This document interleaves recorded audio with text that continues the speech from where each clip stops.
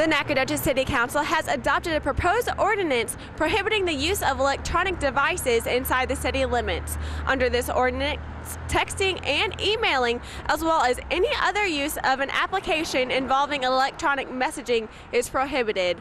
Under the new law, violators could be fined up to $500.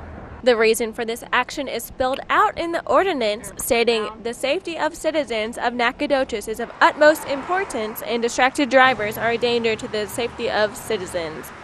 SFA students agree that the ordinance and fines for violators are reasonable in order to keep the citizens safe. In a way, I don't think that's too much.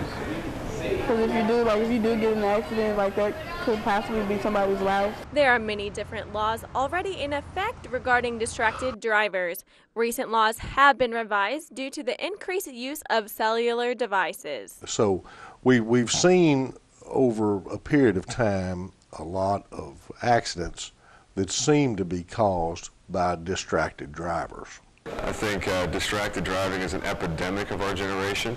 I read a lot of studies that say that distracted driving is now more dangerous than drunk driving, and I think whether it's texting or reading something on your phone or putting on makeup, whatever it is, texting is probably the most prevalent version of distracted driving. A ban on texting while driving is going to be hard to enforce in a town with 13,000 college students, most of whom live off campus and drive cars to and from school, as well as hundreds of high school-aged teenagers with cell phones and cars.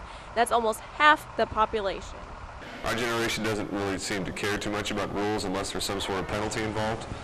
So I think a $300 fine for whipping your phone out in the car is probably enough to deter most people from engaging in that sort of behavior. What we're asking for, and the intent of any law, is the voluntary compliance.